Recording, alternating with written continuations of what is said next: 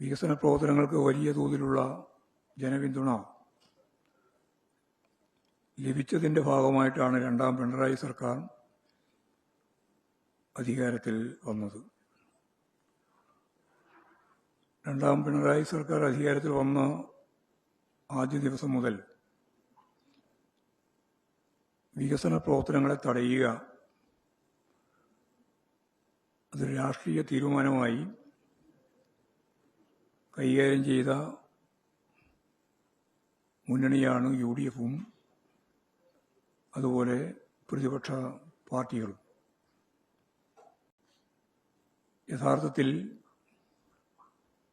വികസന പ്രവർത്തനത്തിനു വേണ്ടി നമുക്ക് ലഭിക്കേണ്ടിയിരുന്ന കേന്ദ്ര വിഹിതം കേന്ദ്രം തടഞ്ഞപ്പോൾ ഏതാണ്ട് 1,80,000 കോടി ഉറുപ്പിക നമുക്ക് കിട്ടേണ്ടുന്ന വിഹിതമായിട്ട് ലഭിക്കാതിരുന്നപ്പോൾ അതിലാഹ്ലാദിക്കുകയാണ്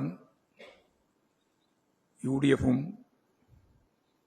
പ്രതിപക്ഷ രാഷ്ട്രീയ പാർട്ടികളും ചെയ്തത്. കാരണം വികസന പ്രവർത്തനങ്ങൾ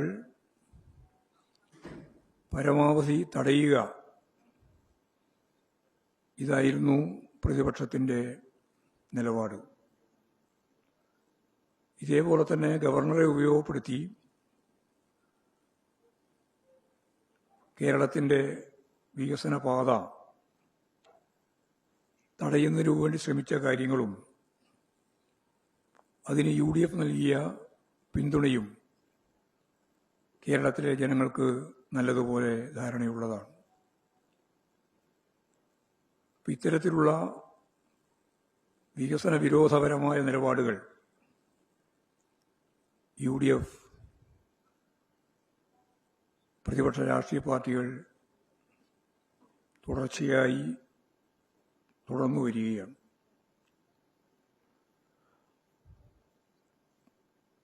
വയനാട് ദുരന്തമുണ്ടായപ്പോൾ ആ ദുരന്തം കേരളം അഭിമുഖീകരിച്ച ഏറ്റവും പ്രധാനപ്പെട്ട ഒന്നായിട്ട് പോലും ഒരു പൈസയും ദുരിതാശ്വാസത്തിനു വേണ്ടി തരില്ല എന്ന വിട്ടുവീഴ്ചയില്ലാത്ത നിലപാടാണ് കേരള ഹൈക്കോടതി ഇടപെട്ടിട്ട് പോലും കേന്ദ്രം സ്വീകരിച്ചിട്ടുള്ളത്. എല്ലാ ദുരന്തത്തിൻ്റെയും ഭാഗമായിട്ട് വയനാട് ദുരന്തം മാത്രമല്ല അതിനു മുമ്പുണ്ടായ ദുരന്തത്തിലുമെല്ലാം ഇതേ നിലപാടാണ് കേന്ദ്ര ഗവൺമെന്റ് സ്വീകരിച്ചത്. കേരള ഗവൺമെന്റ് ഇതിനെല്ലാം അതിജീവിച്ചുകൊണ്ട് ഈ പ്രതിസന്ധികളെല്ലാം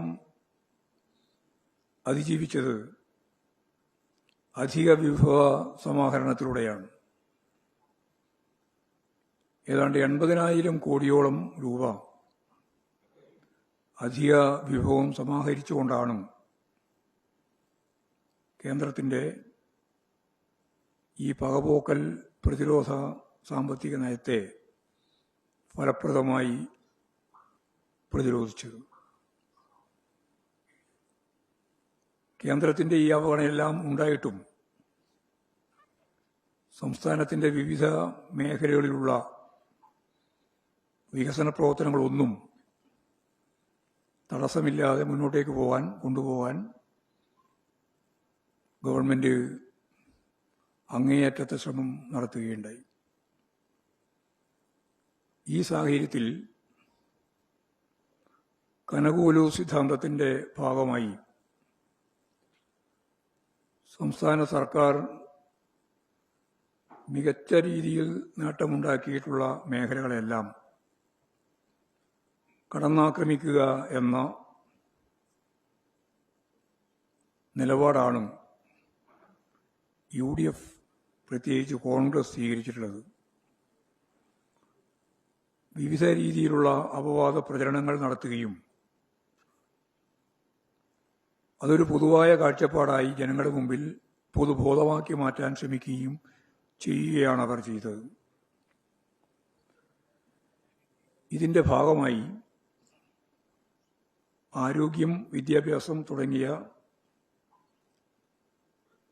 കേരളം വലിയ നേട്ടമുണ്ടാക്കിയിട്ടുള്ള